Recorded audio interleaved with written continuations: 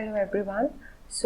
आज ये हमारा एविडेंस एक्ट का 8th लेक्चर है और आज के लेक्चर में हम थर्ड कार्डिनल प्रिंसिपल को ही आगे और पढ़ेंगे। प्रीवियस लेक्चर में हमने हमारा थर्ड कार्डिनल प्रिंसिपल स्टार्ट किया था जिसमें हमने पढ़ा था exclusion of secondary evidence by primary evidence.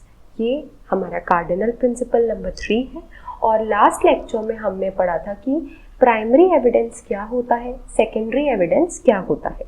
अब आज के लेक्चर में हम देखेंगे कि प्राइमरी एविडेंस और सेकेंडरी एविडेंस का जो ये कार्डिनल प्रिंसिपल है ये कैसे ऑपरेट करता है, एज इन क्या है ये प्रिंसिपल। सबसे पहले तो हम ये देखेंगे, उसके बाद कई ऐसे एक्सेप्शंस हैं जो एविडेंस एक्ट में ही दिए गए हैं, exceptions of the principle itself. तो ये जो कार्डिनल प्रिंसिपल है that primary evidence will exclude secondary evidence, उसी के कुछ जनरल एक्सेप्शंस हैं जो आपके एक्ट में ही दिए गए हैं अंडर सेक्शन 65। सेक्शन 66 देखेंगे हम जो नोटिस से डील करता है, एंड देन लास्ट में सेक्शन 164 देखेंगे जो एक जनरल प्रोविजन है। तो ये आज के लेक्चर में हम ये करने वाले हैं। Let's start with the cardinal principle first. एक थोड़ा सा रिकैप देख लेते हैं हम। लास्ट लेक्चर में हमने देखा कि एक होता है primary evidence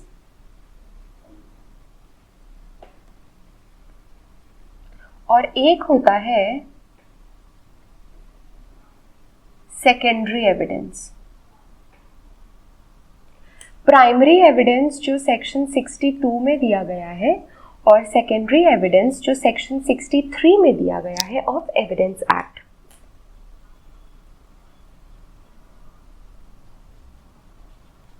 Indian evidence act. Primary evidence क्या होता है? It is the document itself.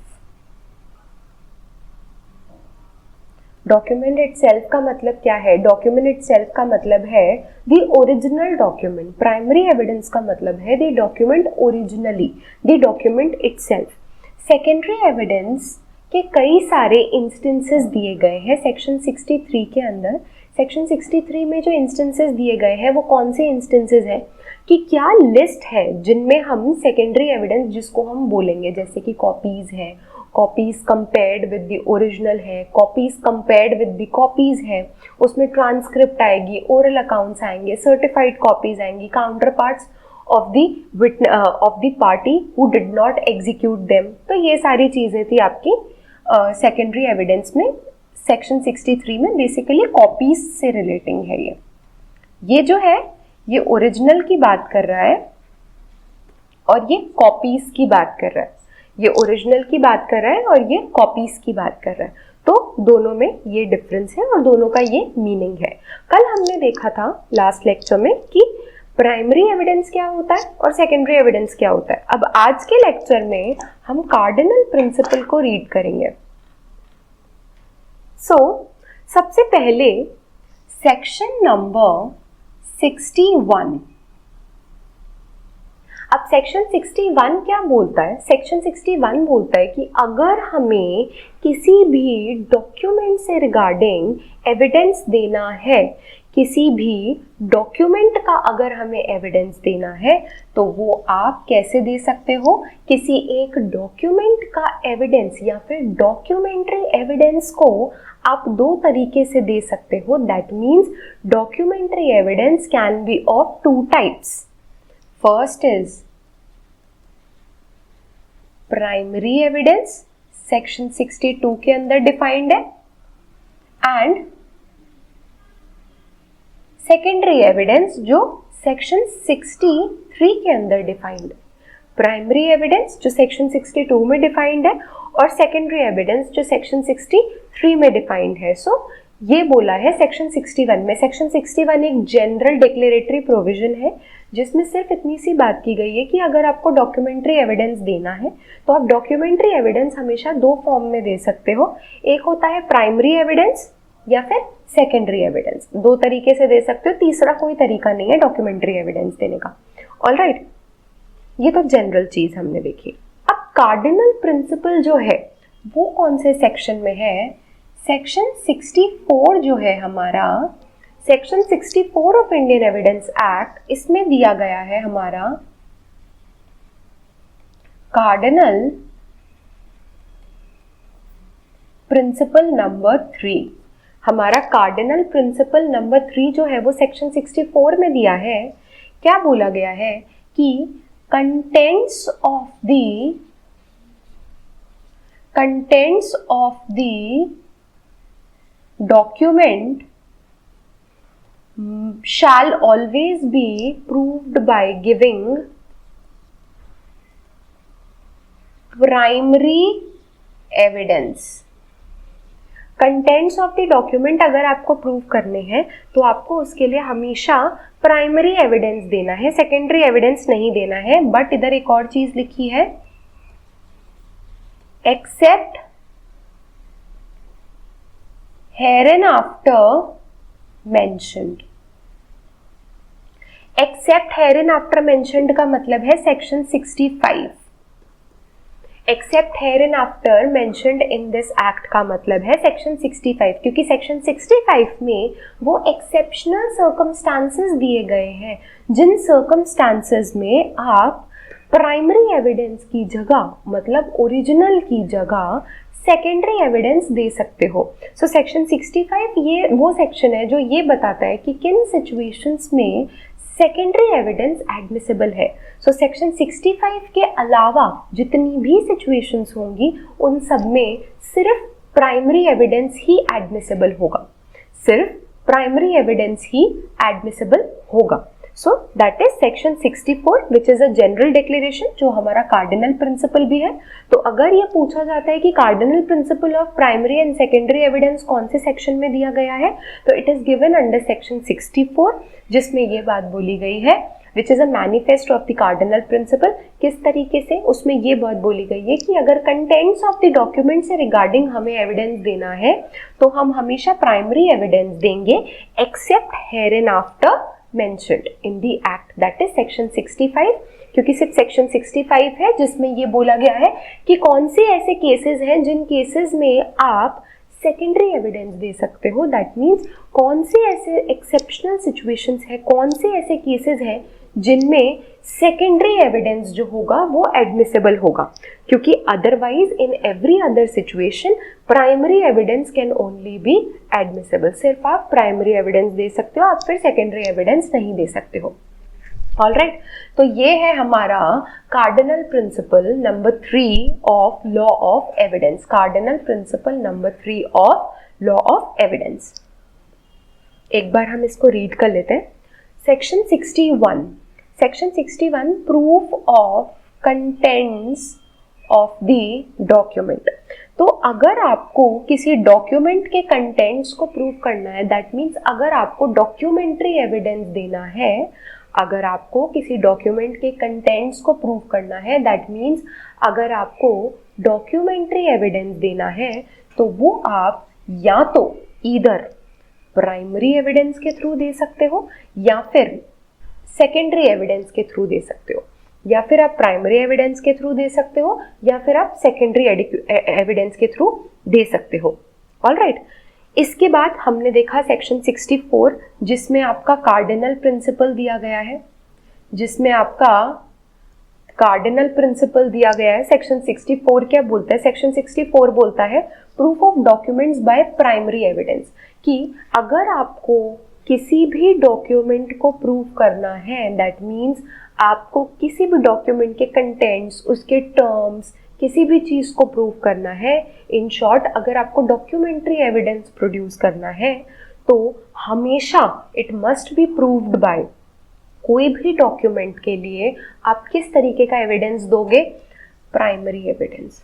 और यहीं पे ये हम इम्प्लाई कर सकते हैं कि secondary evidence is always excluded by primary evidence. Generally section 61 क्या बोलता है? जनरली डॉक्यूमेंट्री एविडेंस दो तरीके के हैं, primary and secondary.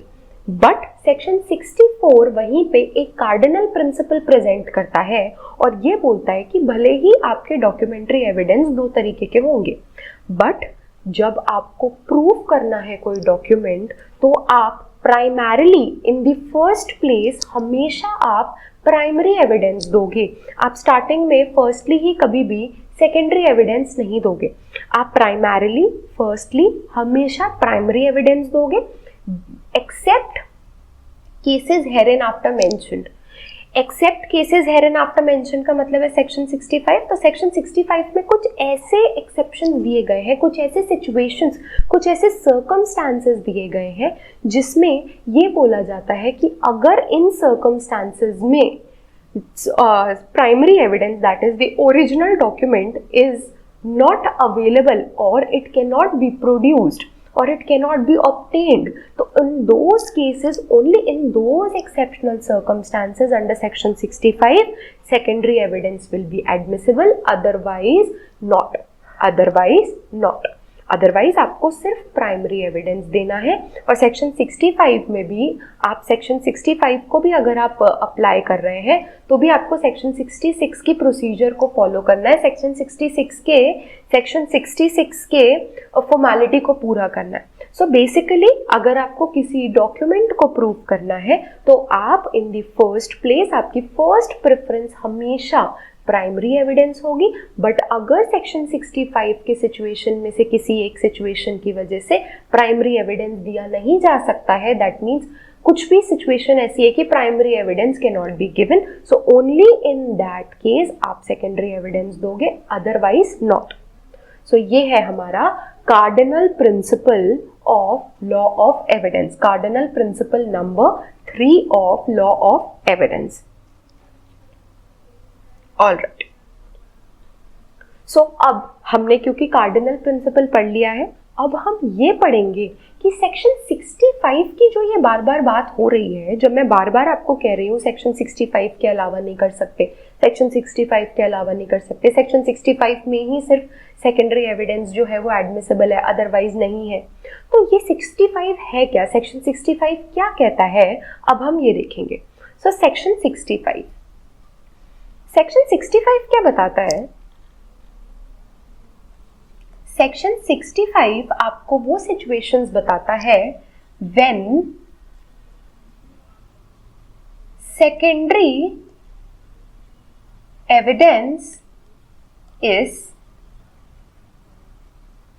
Admissible, when secondary evidence is admissible. तो कौन सी ऐसी सिचुएशंस हैं जो क्लॉजेस के फॉर्म में दी गई हैं अंडर सेक्शन 65?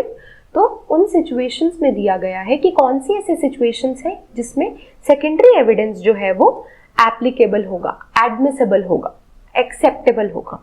ऑलराइट, तो सेक्शन 65 करेंगे अब हम। सेक्शन 65 क्या बोलता है? Cases in which secondary evidence, that is secondary evidence relating to document may be given. तो section 65 is an exhaustive provision. क्यों ऐसा बोला गया है? क्योंकि सिर्फ यही ऐसे केसेस हैं जिसमें आप सेकेंडरी एविडेंस दे सकते हो, अदरवाइज आप किसी भी सिचुएशन में सेकेंडरी एविडेंस नहीं दे सकते हो, क्योंकि ये चीज सेक्शन 64 के अंदर कार्डिनल प्रिंसिपल के रूप में बोली गई है। तो सेक्शन 65 जो है एक एग्जॉस्टिव लिस्ट है, बिकॉज उसी में सारी चीजें दे दी गई हैं। इसके बाहर अब कोई और ऐसी सिचुएशन नहीं है जिसमें आप सेकेंडरी एविडेंस दे सकते हो।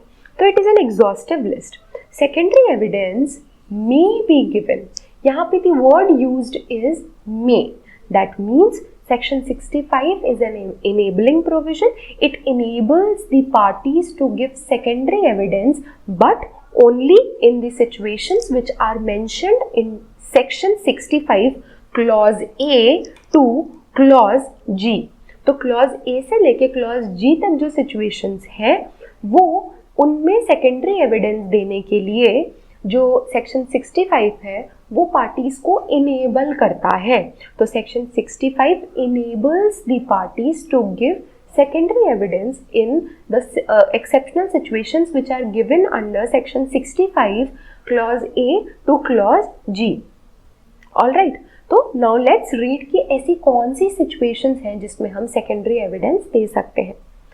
All right, first clause A, when the original is shown or it appears to be in the possession or power जब ओरिजिनल डॉक्यूमेंट किसी ऐसे पर्सन के पोजेशन में है, कब्जे में है, या फिर उसकी पावर में है, उसके कंट्रोल के अंडर है, कौन सा पर्सन? जो पर्सन जिसके अगेंस्ट वो डॉक्यूमेंट प्रूव होना है। दैट मीन्स अगर प्रोसिक्यूशन अक्यूज्ड के अगेंस्ट कोई डॉक्यूमेंट प्रूव कर रहा है, या फिर प्लेंटिफ जो है वो डिफेंडेंट के अगेंस्ट कोई डॉक्यूमेंट प्रूव कर रहा है, तो डिफेंडेंट के पास है वो original document. Why? Because defendant के अगेंस्ट वो प्रूव होनी है। सो ऐसा पर्सन जिसके अगेंस्ट वो डॉक्यूमेंट प्रूव होना है, वो डॉक्यूमेंट या तो उसके पोजेशन में है या उसके पावर या कंट्रोल में है।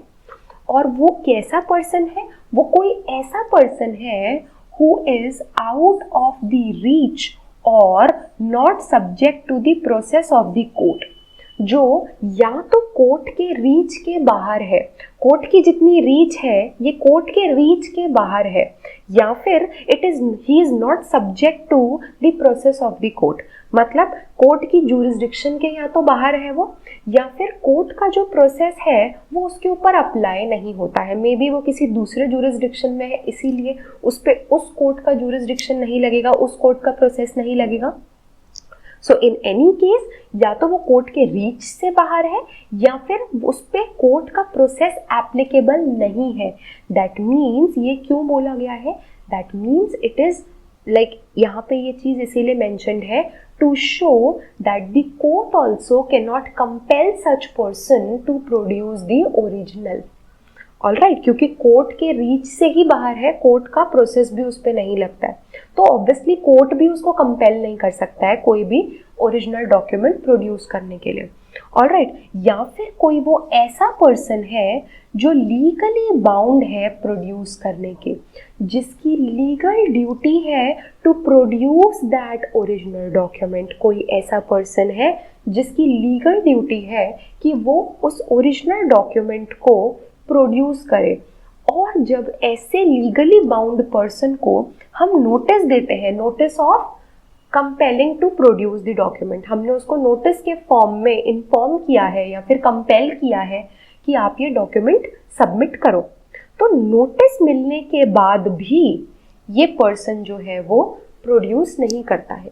तो ये कौन से पर्सन पे एप्लीकेबल है? क्लॉज नंबर ए, जब ओरिजिनल डॉक्यूमेंट किसी ऐसे पर्सन के पोजेशन या पावर में है जिस पर्सन के अगेंस्ट वो डॉक्यूमेंट प्रूव होना है, जो पर्सन कोर्ट के रीच के बाहर है, जिस पर्सन पे कोर्ट का प्रोसेस ही अप्लाई नहीं होता है, जो पर्सन उस डॉक्यूमेंट को प्रूव करने के लिए लीगली बाउंड है, एंड नोटिस मिलने के बावजूद वो पर्सन उस नोटिस से कंप्लाई नहीं कर रहा है या फिर प्रोड्यूस नहीं कर रहा है original document. So in all these cases original जब किसी तरीके से नहीं निकल पा रहा है उस पर्सन के पोजेशन या पावर से, तो सेकेंडरी एविडेंस दिया जा सकता है, क्योंकि ओरिजिनल जो कि प्राइमरी डॉक्यूमेंट है वो उसके पावर और पोजेशन में है और ना कोर्ट निकलवा पा रही है ना नोटिस के बाद वो प्रोड्यूस कर रहा है। So in that case secondary evidence जो है वो दिया जा सकता है। That is the first exceptional situation. Alright, then the second situation. Second situation क्या बोलती है? सेकेंड सिचुएशन बोलती है कि जब किसी भी ओरिजिनल डॉक्यूमेंट की, कोई ओरिजिनल डॉक्यूमेंट है और अगर उस ओरिजिनल डॉक्यूमेंट की एग्जिस्टेंस या फिर कंडीशन या फिर कंटेंट्स जो है they have been admitted in writing by the person against whom it is to be proved, या फिर उसके रिप्रेजेंटेटिव के थ्रू या फिर उसके रिप्रेजेंटेटिव इन इंटरेस्ट के थ्रू। ये क्या कहना चाह रहा है? सपोज ए और बी के बीच में कोई सूट है, ए बी के अगेंस्ट एक ओरिजिनल डॉक्यूमेंट प्रूव करना चाहता है। ए और बी के बीच में एक डॉक्यूमेंट साइन हुआ है which is the original document, but after few days what B did was, B ने ए को एक लेटर लिखा है जिस लेटर में ही has admitted the contents of original document. Alright, A और बी के बीच में एक ओरिजिनल डॉक्यूमेंट एग्जीक्यूट हुआ है। उसके कुछ टाइम बाद बी ने ए को एक लेटर लिखा है, जिस लेटर में बी ने उस ओरिजिनल डॉक्यूमेंट्स के कंटेंट्स को एडमिट किया है, एक्सेप्ट किया है। सो इन दैट केस ये जो लेटर है ये सेकेंडरी एविडेंस के फॉर्म में दिया जा सकता है। ये लेटर सेकेंडरी एविडेंस के फॉर्म में दिया जा सकता है। देन इस ओरिजिनल की नीड नहीं है। अगर ये ओरिजिनल प्रोड्यूस नहीं हो पाता है तो कोई बात नहीं, हम इस लेटर को ही सेकेंडरी एविडेंस के फॉर्म में दे सकते हैं। यही बात बोली गई है आपके क्लॉज नंबर बी में। और किस चीज़ को प्रूव करने के लिए? उस ओरिजिनल के एग्जिस्टेंस को, उस ओरिजिनल की कंडीशन को और उस ओरिजिनल के कंटेंट्स को। इन तीन चीज़ों को प्रूव करने के लिए ऐसा कोई राइटिंग में है, ऐसा कोई लेटर है, कोई रिटन डॉक्यूमेंट है जिसमें आपने उसके कंटेंट्स, एग्जिस्टेंस, कंडीशन उनको एडमिट किया है, तो आप उस राइटिंग को प्रूव कर सकते हो एज सेकेंडरी एविडेंस। ऑलराइट, अब क्लॉज नंबर सी पे चलते हैं। क्लॉज नंबर सी क्या बोलता है कि जब किसी ओरिजिनल को डिस्ट्रॉय कर दिया गया है, मतलब डिस्ट्रॉय हो गया है, जो ओरिजिनल डॉक्यूमेंट था, फॉर एग्जाम्पल अगर वो डिस्ट्रॉय हो गया है, सपोज अगर आपके घर में रखा है, ए के घर में रखा था उसका original document, but like unfortunately A का घर जो होता है इट इज ऑन फायर, वो जल जाता है, तो साथ में डॉक्यूमेंट भी जल गया, तो डॉक्यूमेंट इज डिस्ट्रॉयड।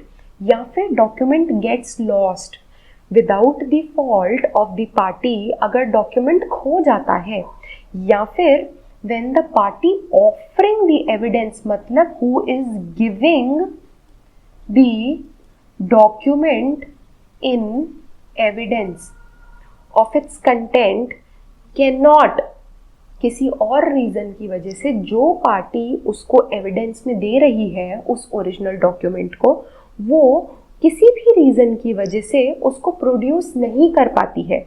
बट वो रीज़न क्या नहीं होना चाहिए? अपनी खुद की गलती और अपनी खुद की लापरवाही, अपनी खुद की नेग्लिजेंस की वजह से नहीं होना चाहिए। वो अगर उसकी खुद की गलती की वजह से वो ओरिजिनल प्रोड्यूस नहीं कर पा रही है, या उसकी खुद की लापरवाही की वजह से वो ओरिजिनल खो गया, तो इसीलिए वो प्रोड्यूस नहीं कर पा रही है, तो सेक्शन 65 क्लॉज सी अप्लाई नहीं होगा। बट अपनी खुद की डिफॉल्ट मतलब गलती, या अपनी खुद की लापरवाही मतलब निग्लेक्ट के अलावा अगर किसी रीज़न से वो डॉक्यूमेंट या तो डिस्ट्रॉय हो गया है या फिर लॉस्ट हो गया है, खो गया है, और इसी रीज़न से जो पार्टी उसको प्रोड्यूस करना चाह रही थी वो प्रोड्यूस नहीं कर पाती है उस टाइम, रीजनेबल टाइम में, so in that case section clause C will apply, and then आप सेकेंडरी एविडेंस इस केस में दे सकते हो, ओरिजिनल देने की ज़रूरत नहीं है। Alright, so that is clause C. अब हम क्लॉज डी देखेंगे। क्लॉज डी क्या है? When the original is of a nature not easily movable. जब ओरिजिनल डॉक्यूमेंट में भी ऐसा है जिसको आप इजीली इधर से उधर मूव नहीं कर सकते। फॉर एग्जाम्पल आपको प्रोड्यूस करना है जिस कोर्ट में which is away from the place जहाँ पे वो डॉक्यूमेंट है, आप उस डॉक्यूमेंट को वहाँ से वहाँ तक लेके नहीं जा सकते। For example document is very heavy, document is very voluminous, document has other connected documents, आप उससे उसको अलग नहीं कर सकते हो, आप उसको अलग करके मूव नहीं कर सकते हो। सो इन दैट केस अगर डॉक्यूमेंट इजीली मूव नहीं हो सकती है, तो in that case you are allowed to give secondary evidence. You can get an excuse कि आप ओरिजिनल सबमिट नहीं करोगे तो चलेगा, but only when it is of such a nature कि वो इजीली मूव नहीं हो सकती है अपनी जगह से प्रेजेंट होने, प्रोड्यूस होने वाले कोड तक। Alright, very easy, this is clause D. Clause ई क्या बोलता है? जब ओरिजिनल जो है it is a public document, जब आपकी जो ओरिजिनल डॉक्यूमेंट है, जो प्राइमरी एविडेंस है, जो ओरिजिनल डॉक्यूमेंट है, वो एक पब्लिक डॉक्यूमेंट है। मैंने आपको प्रीवियस लेक्चर में बताया था कि पब्लिक डॉक्यूमेंट और प्राइवेट डॉक्यूमेंट, दो तरीके के डॉक्यूमेंट्स होते हैं आपके। पब्लिक डॉक्यूमेंट वो डॉक्यूमेंट होते हैं विच आर प्रोड्यूस्ड और made by any public authority. कोई भी पब्लिक अथॉरिटी उस डॉक्यूमेंट को अगर बना रही है, उसको एग्जीक्यूट कर रही है, उसका साइन और सील है, तो वो होगा public document. Whereas private document are those documents which are not public document, that is कोई private person अगर बना रहा है तो फिर वो private document होगा, बट अगर कोई public authority के थ्रू बन रहा है वो तो फिर public document होगा। तो for example in this clause E ये बोला गया है कि अगर आपका original document कोई public document है under section 74 which gives the definition of public document, तो अगर ओरिजिनल डॉक्यूमेंट आपका पब्लिक डॉक्यूमेंट है तो उस केस में, क्योंकि पब्लिक डॉक्यूमेंट्स के केस में क्या होता है कि वो कोई सपोज कोई गवर्नमेंट ऑफिसर बना रहा है तो वो जो होता है वो आपका उस गवर्नमेंट ऑफिस में रिकॉर्ड में रहेगा आपका ओरिजिनल डॉक्यूमेंट। तो it is very difficult, the procedure is very difficult और sometime there is no procedure to obtain that public document, original public document from the public और गवर्नमेंट रिकॉर्ड। कैसे निकलवाओगे उसको गवर्नमेंट के रिकॉर्ड में से? So it is impossible. So in that case अगर ऐसा कोई सिचुएशन है पब्लिक डॉक्यूमेंट की तो आप फिर उसका सेकेंडरी एविडेंस दे सकते हो। It is given under clause E of section 65, clause E of section 65, ये बात बोली गई है। क्लॉज एफ ऑफ सेक्शन 65 क्या बोलता है कि जब ओरिजिनल जो है, जब ओरिजिनल कोई ऐसा डॉक्यूमेंट है जो सर्टिफाइड कॉपी है, जिसकी सर्टिफाइड कॉपी परमिटेड है by this act. Evidence act में सेक्शन 75 और 76 जो है वो सर्टिफाइड कॉपीज़ के बारे में बात करते हैं और अपने प्रीवियस लेक्चर में मैंने आपको समझाया था कि सर्टिफाइड कॉपीज़ क्या होती हैं। सर्टिफाइड कॉपी एक ऐसा सर्टिफिकेट होता है या ऐसा डॉक्यूमेंट होता है जिसमें वो अथॉरिटी जिसने आपका पब्लिक डॉक्यूमेंट या ओरिजिनल डॉक्यूमेंट प्रोड्यूस किया था, मेक किया था, वो एक सर्टिफिकेट के फॉर्म में आपको दे देती है that the contents of the document are true. फिर उस पर उसका सिग्नेचर होता है, उसका सील होता है। तो it is a certifying document which is certifying that the document, original document is a true one. It is and this is also a true copy of that original. उस पर certified copy पे हमेशा लिखा होता है it is a true copy. तो that means ये certified copy है, ये वो वाली कॉपी नहीं है जो जेरोक्स मशीन में से निकलती है। ये वो कॉपी है जो गवर्नमेंट ऑफिसर ने ही आपको बना के दी है, person and authority who is authorized to produce that certified copy, उसने बना के दी है आपको, इसीलिए उसको ट्रू कॉपी बोला जाता है। उस पर उसका साइन, सील, सिग्नेचर सब कुछ होता है। सो अगर कोई आपका जो ओरिजिनल डॉक्यूमेंट है वो ऐसा है कि उसकी सर्टिफाइड कॉपी जो है वो परमिटेड है तो आप सर्टिफाइड कॉपी दे सकते हो, क्योंकि सर्टिफाइड कॉपी जो होती है वो भी ओरिजिनल की ट्रू कॉपी होती है। तो अगर कोई ऐसी सिचुएशन है जिसमें सर्टिफाइड कॉपी अलाउड है तो आप सर्टिफाइड कॉपी भी दे सकते हो। ये बोला गया है क्लॉज आपका एफ में। लास्ट क्लॉज, क्लॉज जी। क्लॉज जी पे आते हैं। क्लॉज जी क्या बोलता है? क्लॉज जी बोलता है कि जब ओरिजिनल में न्यूमरस अकाउंट्स है, ओरिजिनल में न्यूमरस अकाउंट्स है, न्यूमरस अकाउंट्स का मतलब क्या है? काफ़ी वॉल्यूमिनस है।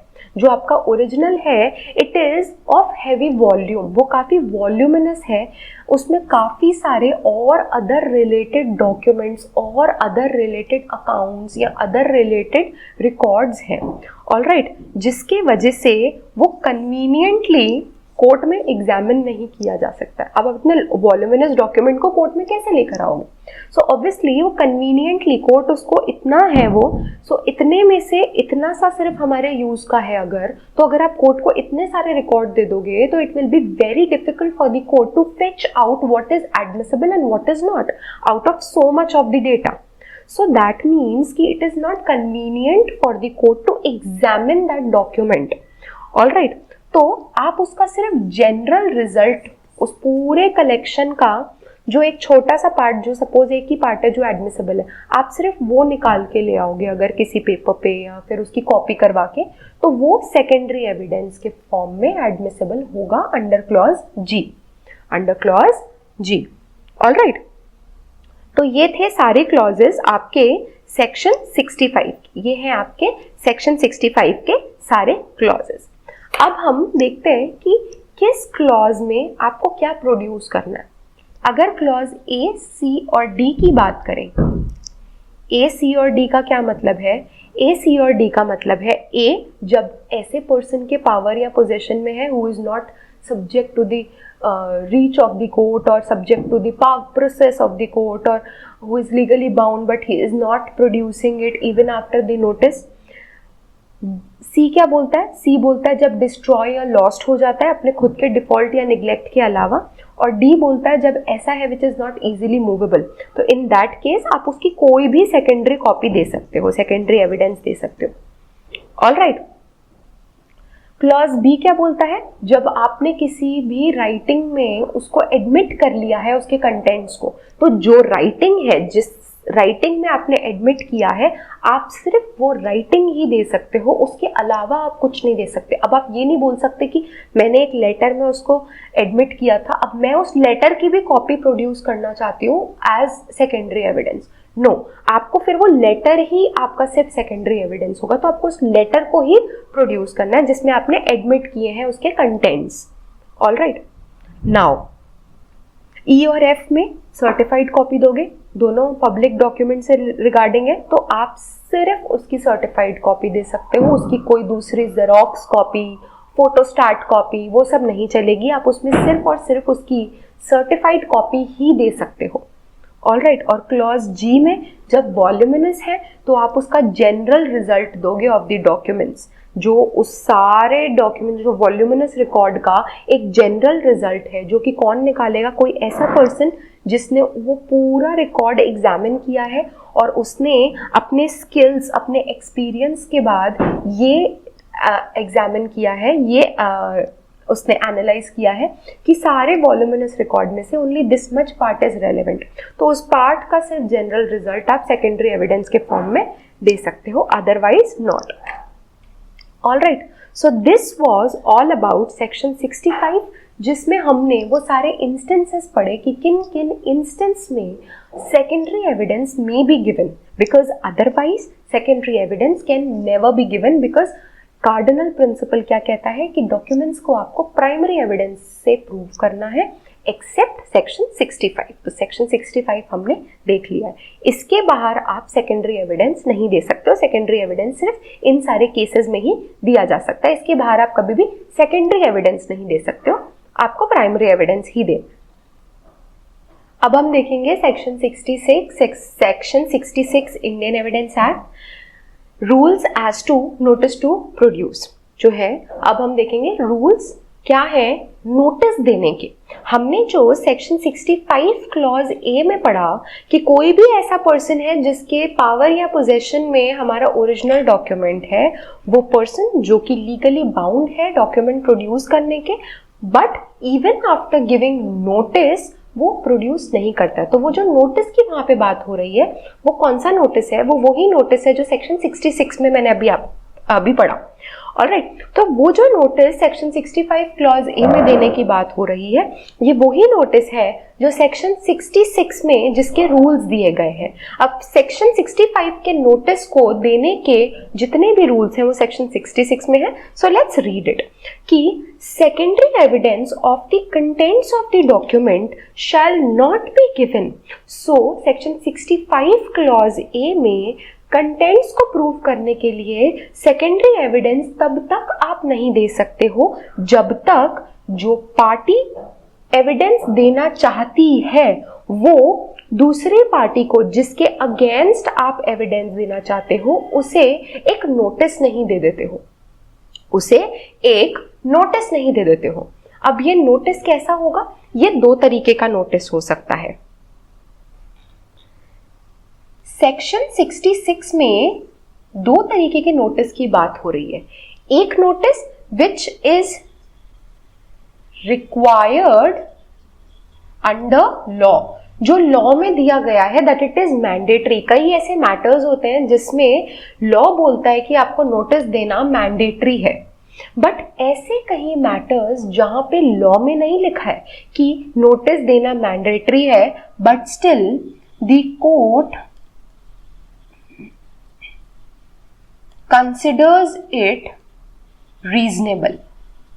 पर कोर्ट को लगता है कि ये रीजनेबल है कि नहीं, भले ही लॉ में नहीं लिखा है कि आपको इसमें नोटिस देना है, बट स्टिल कोर्ट को लगता है कि नोटिस फिर भी देना चाहिए। तो इन दो सिचुएशंस में नोटिस दिया जा सकता है, या तो लॉ में मैंडेट कर रखा है, या फिर अगर लॉ में मैंडेट नहीं भी किया है तो कोर्ट को लगता है कि इस सिचुएशन में नोटिस देना चाहिए।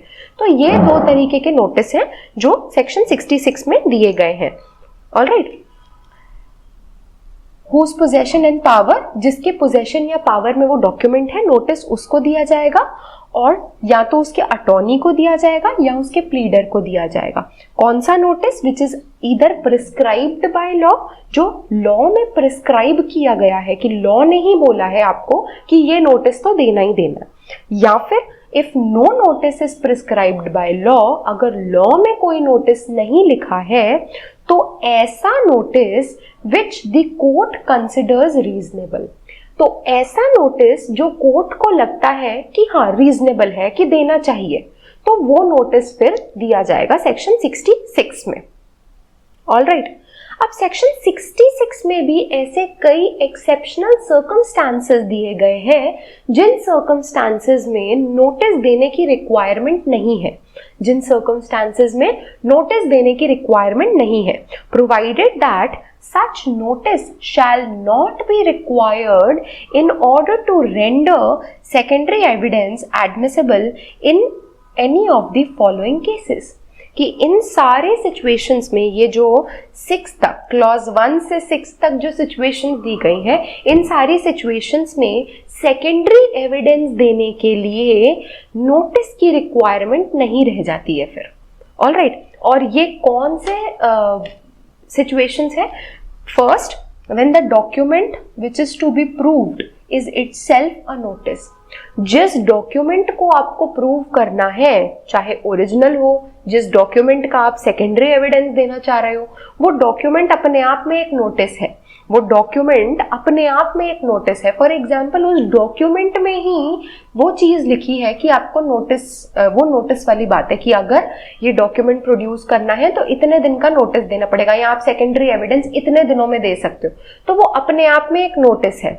ऑलराइट, या फिर when from the nature of the case the adverse party, जिस पर्सन के अगेंस्ट आपको वो डॉक्यूमेंट प्रूव करना है या जिसके पावर और पोजेशन में वो डॉक्यूमेंट है, must know that he will be required to produce it। अब अगर नेचर ऑफ द केस ही ऐसा है आपका कि जिस पार्टी के पास वो नोटिस है, इट इज वेरी ऑब्वियस कि उसको ये पता होगा ऑब्वियसली कि उसे वो डॉक्यूमेंट प्रोड्यूस करना है, तो फिर नोटिस की जरूरत नहीं है। इट इज वेरी ऑब्वियस कि अगर नेचर ही ऐसा है तो उसको करना ही करना है। Alright, when it appears or is proved that the adverse party has obtained possession of original by fraud or force, जब ऐसा पता चलता है या ऐसा प्रूव हो जाता है कि जिस पर्सन के, जिस पार्टी के, जिस एडवर्स पार्टी के पोजेशन और पावर में डॉक्यूमेंट है, उसने वो डॉक्यूमेंट कैसे ऑब्टेन किया था, या तो फ्रॉड से, धोखा करके, या फिर फोर्स से, फोर्सफुली, जबरदस्ती, तो उस केस में आपको नोटिस देने की जरूरत नहीं है, क्योंकि नोटिस कहाँ दिया जाता है? जब उसके वैलिड पोजेशन में हो। यहाँ पे पोजेशन इनवैलिड है, तो अब इनवैलिड चीज को लेने के लिए कभी नोटिस नहीं दिया जाता है, वो डायरेक्टली आप उसको कंपेल कर सकते हो प्रोड्यूस करने के लिए। Alright, fourth, when the adverse party और his agent has original in court, जब वो ओरिजिनल उसके पास नहीं है, वो ओरिजिनल कोर्ट में ही है, तो इन दैट केस नोटिस देने की जरूरत में नहीं। हाँ, पावर उसका है बट कोर्ट में है वो। Alright, when the adverse party और his agent has admitted the loss of the document, उसने एक लेटर के फॉर्म में उसमें एडमिट कर दिया है, उस लेटर इन राइटिंग में, कि वो डॉक्यूमेंट खो चुका है, तो इन दैट केस जब खो चुका है और उसने ये चीज रिटन में एडमिट कर ली है, तो आप किसको नोटिस दोगे? Alright, where the person in possession of the document is either out of reach or not subject to the process of the court. ये सेम चीज जो क्लॉज ए ऑफ सेक्शन 65 में दी गई थी. क्लॉज ए ऑफ सेक्शन 65 क्या बोलता है कि अगर कोई ऐसा पर्सन है जिसके पोजेशन में डॉक्यूमेंट है, ओरिजिनल डॉक्यूमेंट, और वो पर्सन या तो कोर्ट की रीच से बाहर है या कोर्ट का प्रोसीजर उस पर अप्लाई नहीं होता है, तो इन दैट केस आप उसका सेकेंडरी एविडेंस दे सकते हो. बट यहीं पे on the contrary section 66 clause 6 क्या बोलता है कि कोई पर्सन जिसकी पोजेशन में ओरिजिनल डॉक्यूमेंट है बट वो पर्सन कोर्ट की रीच के बाहर है या फिर कोर्ट का प्रोसीजर उस पर अप्लाई नहीं होता है, इन दैट केस नोटिस देने की रिक्वायरमेंट नहीं है. ऑल राइट, ऊपर बोला गया है कि नोटिस देना पड़ेगा, नीचे बोला गया है नोटिस देने की जरूरत नहीं है, ये एक्सेप्शन में आ रहा है. तो इन दैट केस एक कॉन्ट्राडिक्शन क्रिएट हो रहा है, एक कॉन्फ्लिक्ट क्रिएट हो रहा है between section 65 clause A and section 66 clause 6. So in that case, section 66 clause 6 being the specific provision, it will always prevail over general provision which is section 65 clause A. So section 66 clause 6 will prevail and therefore there is no need to give notice before giving the secondary evidence in that case where a person in whose possession the document is out of reach of the court or not subject to the process of the court. All right. So this was all about section 66 जिसमें notice के rules दिए गए हैं. All right. अब हम आगे बढ़ेंगे. इसमें ये है कि अगर किसी ऑपोजिट पार्टी को ऑब्जेक्शन रेज करना है कि नोटिस सर्व नहीं हुआ है, अब जिस पार्टी के पोजेशन में वो डॉक्यूमेंट है आप उसको वो प्रोड्यूस करने के लिए बोलते हो. If the party does not produce it तो वो ऑब्जेक्शन रेज करेगा कि मेरे पास तो नोटिस ही नहीं आया प्रोड्यूस करने का, बिकॉज अगर मैं लीगली बाउंड हूं to produce some document but जब तक उसको प्रोड्यूस करने का मेरे पास सेक्शन 66 का नोटिस नहीं आएगा तब तक आप उसका सेकेंडरी एविडेंस नहीं दे सकते हो. तो आपने सेकेंडरी एविडेंस दे दिया है अगर बिना नोटिस मुझे दिए, तो इन दैट केस मैं एक ऑब्जेक्शन रेज कर सकती हूँ कि this secondary evidence which is given by the other party is not admissible because that party did not give me any notice to produce the original which was in my possession. सो ये objection मैं कब raise कर सकती हूँ? The answer is कि ये objection trial stage पे ही रेज हो जाना चाहिए. अगर ये ट्रायल स्टेज पे रेज नहीं होता है तो बाद में एपेलेट स्टेज पे जाके आप ये ऑब्जेक्शन रेज नहीं कर सकते हो because it is a technical objection. ये नोटिस और प्रोसीजरल ऑब्जेक्शन है, ये आप ट्रायल स्टेज तक ही लिमिटेड रखोगे, एपेलेट स्टेज पे ये रेज नहीं हो सकता है. ये एक छोटी सी इसमें बात थी. अब यही सेक्शन 65-66 से regarding he section 65 clause A और सेक्शन 66 से रिगार्डिंग सेक्शन 164 आता है जो ये बोलता है कि अगर कोई पर्सन लीगली बाउंड था टू प्रोड्यूस सम डॉक्यूमेंट और आपने उसे नोटिस भी दिया था to produce that particular document, but in that case of section 65 clause A, even after obtaining the notice, that person does not produce the document. Notice मिलने के बावजूद वो पर्सन डॉक्यूमेंट प्रोड्यूस नहीं करता है. तो क्या अब बाद में अगर उसे वो डॉक्यूमेंट अपने खुद के फेवर में यूज करना है तो क्या वो उसको यूज कर सकता है? No, he will be stopped. क्यों? क्योंकि कुछ पर्सन उसको नोटिस दिया गया था, उसने तब प्रोड्यूस नहीं किया, तो अब अपने फेवर में भी वो उसको यूज नहीं कर सकता है unless he obtains the consent of the party और the order of the court. All right, अब ये पढ़ लेंगे. एक जनरल डेक्लेरेटरी प्रोविजन है. Party refuses to produce the document of which notice was given to him to produce that document, then he cannot afterward use that particular document as evidence, that means in his favor or against the other party, without the consent of the other party or the order of the court. अगर सामने वाली party का consent मिल जाता है सिर्फ तभी वो उसको यूज कर सकता है, या फिर कोर्ट का ऑर्डर आ जाता है सिर्फ तभी वो उसको यूज कर सकता है, अदरवाइज अगर एक बार आपको नोटिस दिया गया था कोई चीज प्रोड्यूस करने का, डॉक्यूमेंट प्रोड्यूस करने का, आपने नहीं की, आपने रिफ्यूज कर दिया, तो बाद में भी अब आप खुद उसको एविडेंस में यूज नहीं कर सकते हो। सेक्शन 64 ये कहता है, इसका एक इलस्ट्रेशन है, जल्दी से रीड कर लेते हैं इसको हम। A sues B on an agreement and gives B a notice to produce it. A और B जो उन दोनों के बीच में एक सूट हुआ है किसी अग्रीमेंट के ऊपर, वो अग्रीमेंट B के पास है, तो A अब B को एक नोटिस देता है कि B तुम्हारे पास जो अग्रीमेंट है हम दोनों के बीच का, वो आपको प्रोड्यूस करना है। बट ट्रायल में A calls for the document, B जो है वो रिफ्यूज कर देता है कि I will not produce that agreement. A gives secondary evidence of its content. Obviously, as per section 65 clause A, उसने मना कर दिया तो अब उसका सेकेंडरी एविडेंस वो दे सकता है, उसने सेकेंडरी एविडेंस दे दिया। बट अब B जो है उस सेकेंडरी एविडेंस के अगेंस्ट वो डॉक्यूमेंट प्रोड्यूस करना चाहता है उस सेकेंडरी एविडेंस को कॉन्ट्राडिक्ट करने के लिए, तो can he do so? No, as per section 164 now he can not do so, because पहले उसने रिफ्यूज कर दिया था। अब उस जब तक कंसेंट एक ही या तो ले ले वो, या फिर कोर्ट उसको ऑर्डर कर रहा है प्रोड्यूस करने के लिए, इन दो सिचुएशंस के अलावा अब वो उसको यूज नहीं कर सकता है। यही लिखा गया है सेक्शन 164 में। So that is all about cardinal principle number 3। हमने प्राइमरी एविडेंस के बारे में पढ़ा, हमने सेकेंडरी एविडेंस के बारे में पढ़ा, हमने कार्डिनल प्रिंसिपल पढ़ा, फिर हमने सेक्शन 65 में एक्सेप्शंस पढ़े, हमने सेक्शन 66 में नोटिस के बारे में पढ़ा, इसी से रिगार्डिंग हमने सेक्शन 164 पढ़ा।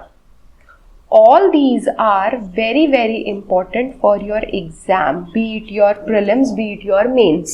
तो this is very important। इसमें से factual questions भी आएंगे, तो प्लीज आप इनको बहुत carefully prepare कीजिए, बहुत thoroughly prepare कीजिए। It is a very important topic, a very technical topic, तो इसीलिए आप इसको बहुत carefully read कीजिए। इसका जो concept है वो आपके दिमाग में बैठना चाहिए, तभी आप उस concept को facts पे या problems पे apply कर सकेंगे। तो please prepare this topic very carefully. Next class में हम special powers of the court करेंगे नेक्स्ट लेक्चर में। सो टिल देन आप इसको रिवाइज कीजिए। We'll meet in the next lecture. Till then please take care and have a nice day. Thank you.